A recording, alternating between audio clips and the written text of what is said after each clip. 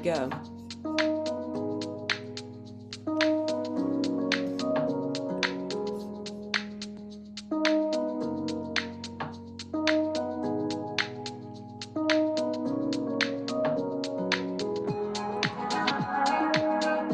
Hey guys, here we are. This is Başak. Hey guys, this is Kate. We are here. Hello. Hello, Bashak. How are you? I'm fantastic. I'm excited for our guest. I know, me too. We have a very interesting and talented guest today, Stephanie Carlton Smith. And I'll tell you why one of the big reasons we're talking to her is she went on a silent meditation retreat for a week in Thailand. So Woohoo! fascinating. Anyway, she's also an artist, but should we bring Stephanie on? Yeah. And Stephanie, please turn on your camera Okay. if you No, can. I You've will. got it. Yay! Oh, Hi. Welcome. hi, nice to see you all. Nice to see Lovely you to too. see you. I'm going to read Steph's brief bio. There's Yes. a lot more to you, Steph, than this, but I shall read.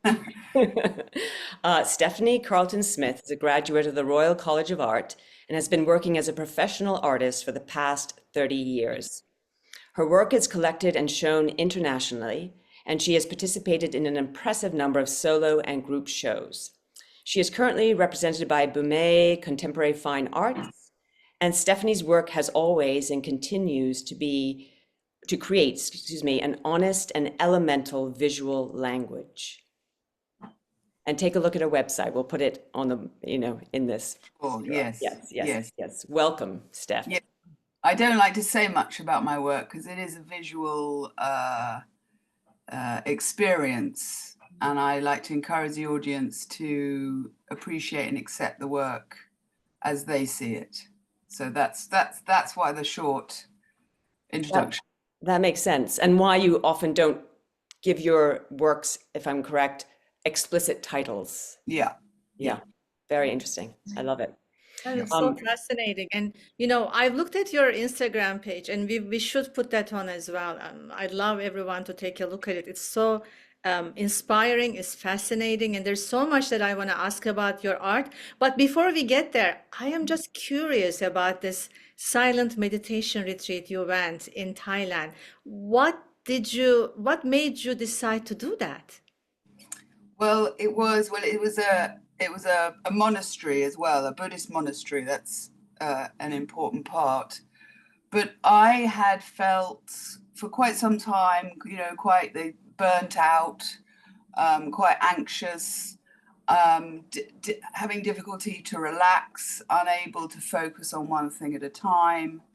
And it was becoming, quite obvious. And there was no reason. I'd finished renovating my home. I had built my studio. I had every reason to be able to relax, and I just couldn't.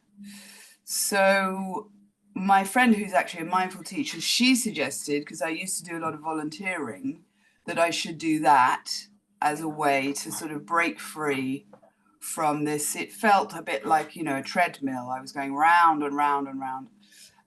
So I started to look up, I thought I'll work with animals instead of humans this time.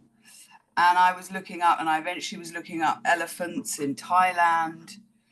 And then in that moment, I suddenly realized, my friend was in the room, and I looked at her, I said, it's not my body, it's my mind that needs some TLC, that needs some help. And so she said, you've got to learn how to meditate. And she said, there are plenty of places in England to go to, but having been on the website, looking at elephants in Thailand, I just swapped it out and I put retreat Thailand, and it literally just popped up, the Buddhist monastery in Thailand. Power of the mind, you called in. Beautiful. Yeah. So it was meant to be, and I booked it there and then, and it's donation based, which suits my budget. And that was it. Yeah. Then I waited. And had you ever meditated at all in your life? No. Never. I mean, I tried once or twice listening to, maybe Deepak Chopra, guided, kicked it to the side quite quickly. No, I had never meditated. And when I arrived, he said, you were supposed to write how many retreats you'd been in. And I was like, 0. And he said, oh. And Quite like an advanced move, right? From nothing to everything. yeah, but that is quite like, it's in my character to place myself. And I think I needed such a jolt, such a difference. That's the avenue I took, was quite extreme. So, how was that very first day of, is it 8 hours? How, the first day, how Yeah. could you even sit still? Oh, the whole thing was just a barrage of newness. I mean, you arrive and you're immediately put into silence, which that I didn't mind. That I rather enjoyed. And everything is simplified. Everything is taken down. So you have to hand in your phone. You have to really let go, have faith. And because it was a Buddhist monastery, their mantra is love and kindness. So it was incredibly nurturing in its simplicity. Wooden beds, no soft furnishings in sight, but you still felt very held, safe to sort of enter into this world of, hopefully calmness and contentment. I love that so much, Stephanie, because in our Western culture, we want to always get things so Yeah, that we can get to a state of comfort. But yeah, what you're describing is complete opposite of that. By yes, letting go of things, actually, you get to that state of yes, calmness and peace. yeah. Beautiful. Yeah. Yeah, and I realized that the monastic life, that is, everything is geared towards that idea that everything falls away, nothing matters. Even the I becomes dissolved. So that's why it was important for me not to just go to a wellness center. Not that there's anything wrong with wellness centers, but I really wanted to immerse myself into this experience, hoping to achieve some change. Now, following up on that, so you start, and it's 7 days or 5 days, or I mean, it's 7 days, but you call it 6 because the end is, both ends are sort of halved. right, right. And yeah, you are woken up at 4:30 in the morning by the gong, and you have to make your way up through the jungle to the meditation hall, and you start your sort of 6 to 7 hour meditation day there. But you meditate for 45-minute increments. Mhm. Then you have a break, then you might do a standing meditation, and then you go back to a seated meditation. Then we'd have a talk from a monk.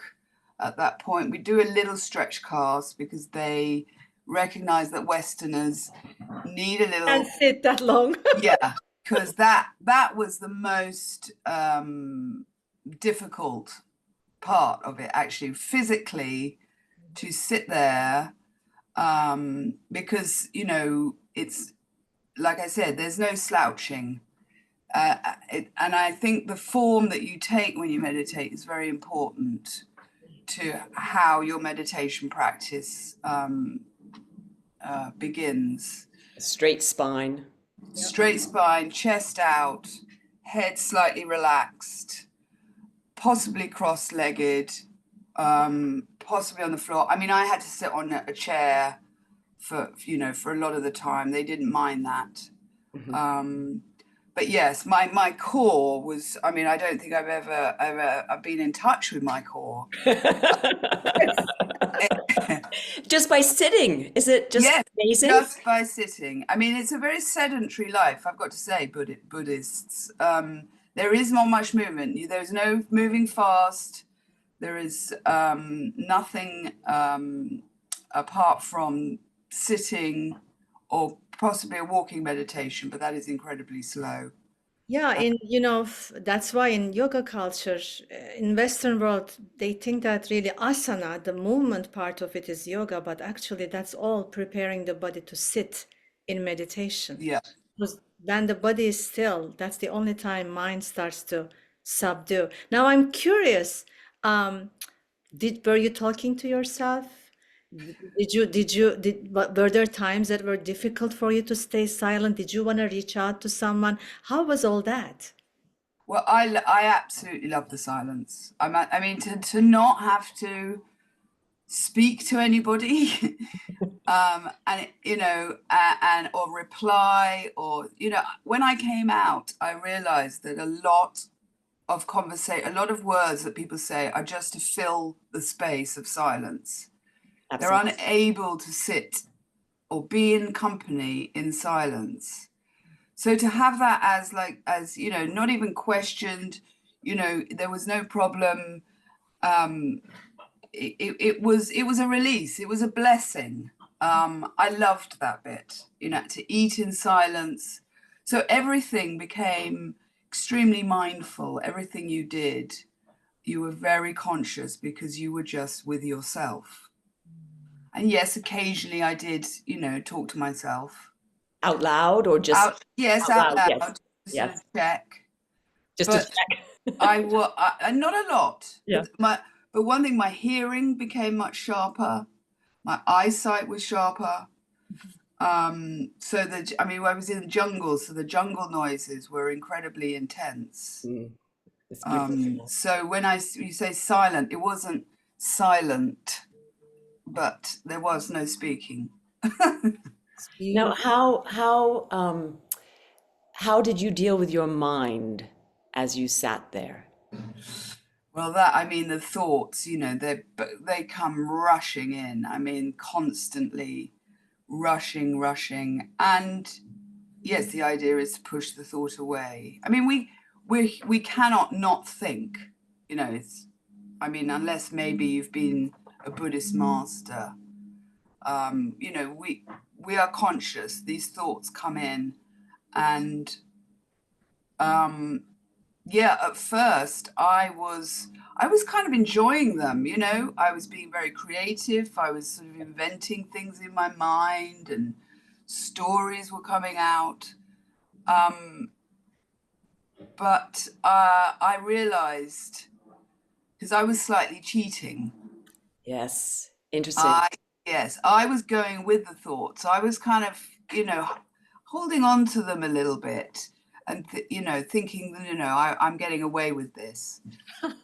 Fascinating. And I was, and I'd open my eye occasionally just to watch the clock to see how long I had to go, and I was timing everything, and I'd even started sort of marking on a piece of paper the days in case I lost, what day I was in, So Wow. I was very much still attached to my mind and to thoughts.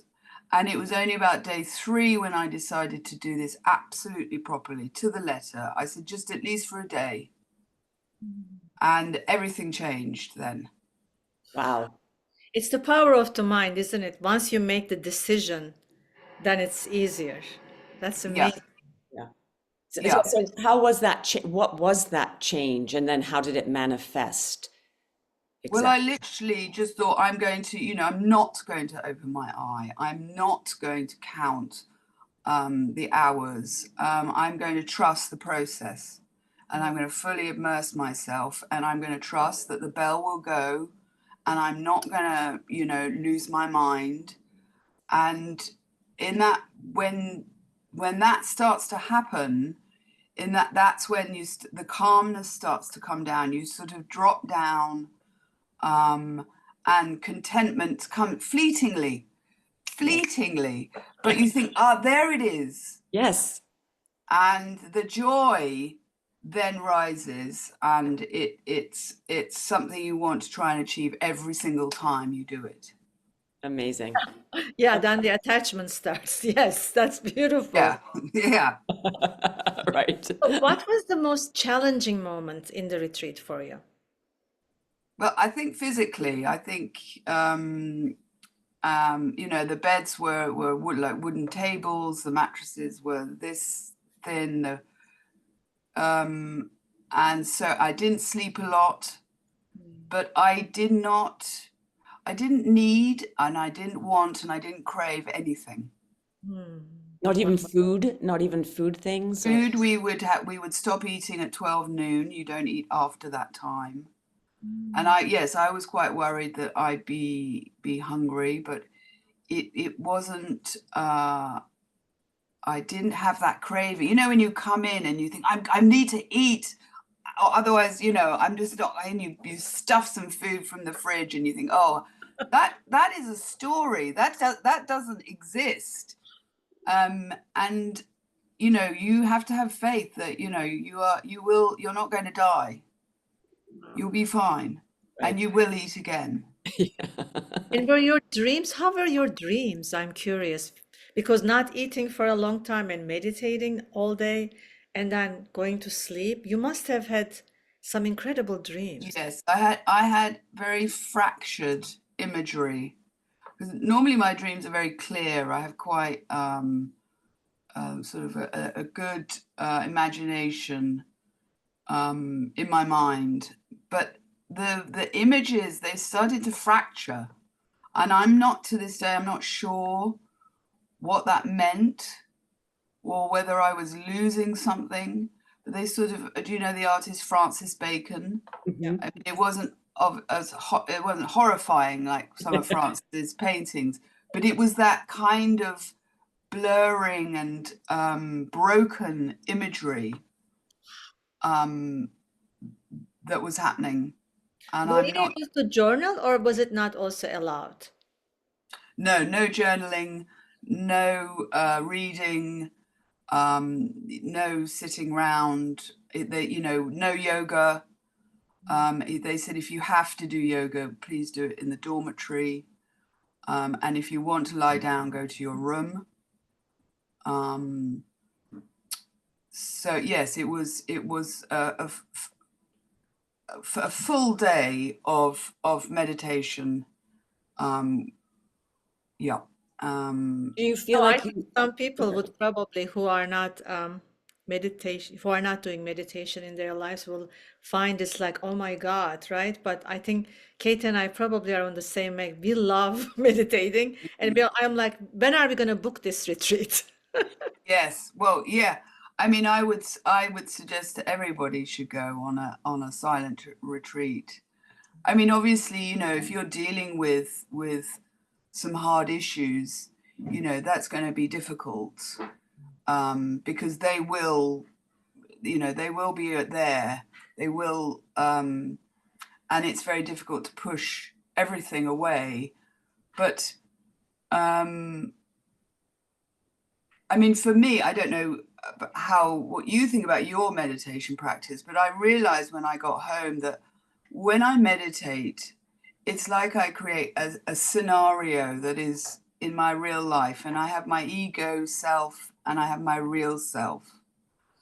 And my ego is telling me constantly, open your eyes. This isn't working. Concentrate on this. What are you doing sitting still? And my real self is there to just honor the process and to trust. And once my real self takes over, then the serotonin raises inside me, the dopamine floods my brain, and I feel a sense of contentment and joy, as fleeting as it is. So I see this sort of mini battle that I have in the safety of my meditation practice. I, Stephanie, it's amazing. You actually described Sankhya philosophy in a Mm, like in 1 week retreat. You actually got the yeah, essence of yoga. It's yeah. unbelievable. I'm just like blown away because I think it takes people so long sometimes. It depends on the person to get to that understanding. And mm. this retreat really, I mean, you're a very creative person, clearly. You have this Mm, incredible mind. So that makes sense. But wow, amazing. mm, Amazing. yeah. And so sort of speaking into that, how do you think has this retreat changed you? Like, you know, on what on all levels? Mm. I mean, now, I mean, I have a meditation practice, which I never had before, Hmm. which I will honor. Hmm. Um, Like an anchor for you, yeah, grounding. Yeah. I have a special place in my heart for what I did and where I did it. And, that's like a sort of cozy friend. Hmm. Um, I'm not sure if people think I've changed. And I think it takes a long time for an external change to occur. I think definitely there's a kernel inside me that I'm now honoring, and yeah, I'm sure it will transfer through my body, more outwardly, but I think that takes a very long time, Yeah. you know. Has go ahead, Bashak. Do you have No, a I question? was curious, as an artist, did this retreat, do you think, affects your output, your creativity, your expression in a different way, perhaps?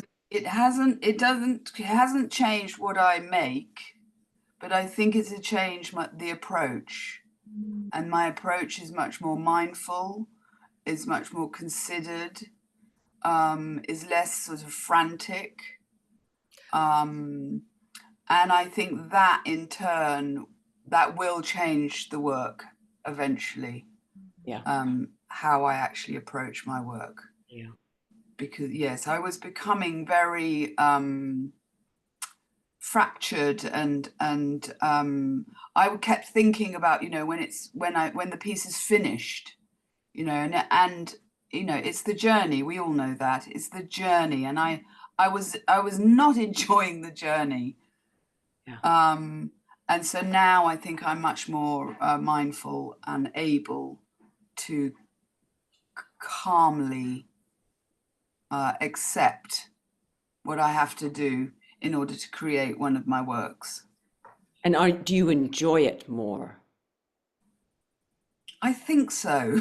Getting I think so, because there. I work with stone, and as you know, and alabaster, and it's hard, and as I get older, it gets harder. But I have a 91-year-old friend she still sculpts, so she's very inspiring to me. Wow. Um, Lovely to have those people in our lives that continues to inspire us. yeah, yeah, she works every day. But yeah. Yeah. So, just sort of to go a little bit back to the meditation center, Mm, did you create any relationships with people there? Because you're not talking to them, but they're going through mm, this with you. So you're just looking at them like, mm. that must have been fascinating. Yeah, that was interesting. There Yeah. was 16 of us arrived, From and all over the world. from all over the world. I mean, you could sort of gather just at that initial meeting. I think there were some French people, Italian, Russian, me, Malaysian, and there were 16 of us arrived, and only 5 remained. Wow, really? 11 people left. Huh. So In it's the not middle or right at the beginning or day 2, 4 people left. Day 3, 5 people left, and then towards the end, 2 dropped. How So, was that for you seeing people leave? What did well, that do to your mind? yeah, it's really strange because you can only leave at a certain time of day, while we're having breakfast. So you see people, with their bags, waiting to be taken down the mountain, and you have such a strange reaction, because one side of you hate them. You hate them for leaving, and you just think, just leave, and then then you feel sorry for yourself, and you're thinking, why am I still here? Should I leave? You know, what am I doing? And there's such a strange, in a matter of minutes, such a strange a web of emotions about these people who are leaving. And then you think, well, leave, you can't do it, you know. You Watch pathetic the mind, scum. right? All the stories mind is creating. Yeah, it's so strange. And then you feel sorry for them that they couldn't do it, that they must be such, unable, and what a And then the shame. ego, like how proud you are that you are Yes, staying. you think I'm amazing, I'm still here. And so you really got to, and I think that's why they only let people leave in a certain 1 hour, because if you had that going on, it's very distracting. Yeah. And some people's inability to follow the schedule is very distracting. Yeah. So I think a few people were asked to leave. All right. They arrive late at the meditation, Yes, they'd sort etc. of Yes. saunter in. They wouldn't be respectful of the altar. They would, yeah. Yeah, I'm sure people's stuff come up a lot. Yeah. I'm sure emotions like anger, frustration, worry, doubt, everything comes up, I'm sure. I was curious, what was the most astonishing moment for you? It had so many. It had so many moments. So many small moments, large moments. I can't say there was one. I mean, I think the most astonishing thing is when I got back, and as I told you, my realization of what I was doing when I was meditating and what happens. I mean, I had a very astonishing moment with a member who was in there with me meditating, but I mean, that was a very private moment we had together at the very end. Which I'm not going to go into. Are you looking at each other's eyes? Occasionally you would, but sometimes you could smile. They do encourage you to smile. I mean, when we ate all facing one direction, individually in your own seat. And before you ate, there was a prayer to remind you of why you were eating, and you weren't eating because you wanted to. You weren't eating because you wanted to get fat. You weren't eating because you were simply eating. You weren't eating for beauty. You were simply eating to nourish your body so that you could follow your spiritual practice. Oh, Yeah. beautiful. Yeah. So yeah, and then sometimes we'd have this sign that meant there's a massive spider in the bathroom. For those who are listening, she held up her hand, and Yes, her hand up. I Yes. mean, they were like the size of hands. Oh. So we would do that, the girls, because the dormitories are female and male, and the girls, yeah, we would come out and just give you a hand, and you'd know exactly what they meant. And then you'd avoid the spider when you were in the, I guess. Yeah, you just gotta, you just got to Spiders are in. Oh welcome. my God. Oh my Yeah. God. It's unbelievable. Beautiful. Wow. This is so inspiring. Yeah. I think you should be the poster child for that. No, Center. it was beautiful. I think my favorite moments were about 5 a.m. when because you'd reach the meditation hall, and the monk would be there already sitting, and there'd be a single candle on, and it's dark, and you'd sit in the same spot every time, and you'd sit, and he'd ring the gong, and you'd start. And through your meditation, you'd hear the world waking and the sun coming up, and it was absolutely an incredible thing to be involved in. Now, do you meditate very early now? Or do you try to get up early and do it before sunrise, or? Well, I was there going, I'm definitely getting up this time when I get home. definitely, because I mean, it is the bed. It is, they say it's the most magical time. Yeah. And I believe that, but you get back your life, you know, and that's what, you know, that's what happens, isn't it? Your life starts to take over. Yeah. But I try, I get up, you know, I do it first thing. That's the most important. That And is the most important thing I found also is to have a timer, is to have the gong.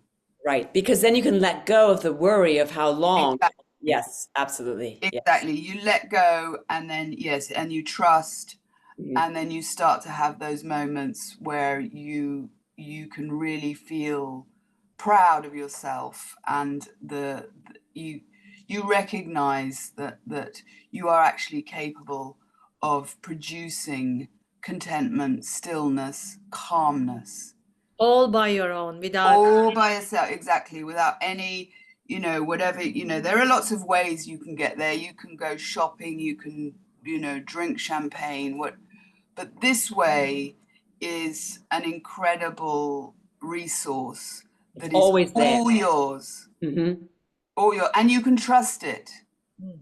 Because I sometimes I've done microdosing with magic mushrooms, and I can get a very similar feeling, but that isn't my real self. That is me applying something to achieve that, which is helpful in its own way. But this is a real, I mean, it's like an honor that you are with your real self. That's beautiful. I Wow. know. The words you're choosing and the way you're explaining it is just very Masterful. profound. It is. I mean, it is. And it's totally inspiring. Now, will Oh, you go back? Would you do it again? And if so, when? yeah. I won't, I And we probably, come with you now. And we join you. yeah, no, I probably wouldn't go back there, because simply because there are so many other Buddhist retreats throughout the world Mhm. that I think that's rather fascinating for me, and I get to see another country. Yes. Yeah. So but I'm sure one day in my life, I'll go back there, Yeah. because that was a very special place for me now. Yeah. It's And beautiful. When I do retreats, we usually take one day as a silent day, and we try to do the practice in that day. But yeah, one day I, is never enough. You need to really have more extended time. But even in one day, you see how different people react to that. Some yeah, people are loving it. They're like, I wish it was longer, like you. yes, yes, Some people are like, couldn't wait to get out of that day. Like yeah, it is a very profound practice. yes, it is. You need time, just like you said. You need really time. Yes, no, and I'm very much looking forward to doing it again, and I think it's something I will do yearly. Beautiful. Wow, what a practice. But Mm. this was so inspiring. We are right at our time, unfortunately. Uh, There's so much more we could have explored. I'm just in awe of, Me too. just that short experience, how it, um, really got you aware of so much. yes, yes, yeah, yes, I'm surprised. Yeah. Yeah. Wow. Like But you, clearly, this wasn't your first time. You've probably practiced this in previous lives. that's what Well, I would say. there's Yes. that, but I Yes. also thought when I was there that I was doing this when I was a child, I think, and I think children Yeah. have a meditation practice, or an ability to switch down, that gets taken out of them and hidden, you know, as soon as they Discouraged. yeah, yeah, Yeah. yeah. Can Maybe. we just one last thing before, were there specific moments as a child that you remember trying to be quiet and trying to quote Yes, meditate? yes, Yes. There are. absolutely, Yeah. yes. No, staring out the window for hours, literally hours, in silence, Hmm. with nobody, was like one of my favorite things to do, you know. Yeah. And I think, I can see why, what I was doing there, you know, I was calming myself, and yeah, I needed to in the situation I was in. But anyway, Mm. That's for another time, for yeah. sure. Yes. Thank Well, you. it's been great chatting to you. guys. Lovely, lovely to Yes, chat. thank you. So interesting. And And Stephanie, you're located in London, correct? Yes, I am. Yeah, And you're visiting New York right now. I am. I'm visiting a friend of mine, and I'm delivering a few artworks to some lovely clients. And Yeah, yeah, do you have any shows coming up? I'm just curious. Are you showing any? no big shows coming up. Just to be at the moment, the art world is in a bit of a state of flux. So we're all keeping our heads down, and hopefully things will get better in the spring. But I think my gallery is moving to a sort of a very central location in London in the spring. So I That's will be great. making some showpieces for that opening. Oh, beautiful. So if you can share with us the gallery's information, we can also put up. Okay, All that info. Thank you great. so much. Thank you, Wow. guys. You Come lovely. back after your next retreat, okay? I will. I'll see you. Yeah, to be continued. To be continued. Thank you, Steph. Should we Bye. let's put some music on? Bye, guys. Thank you so much for listening. Bye, Stephanie. Bye, Listening. Basha. Bye. Bye. Bye, Kate. Bye. That was amazing.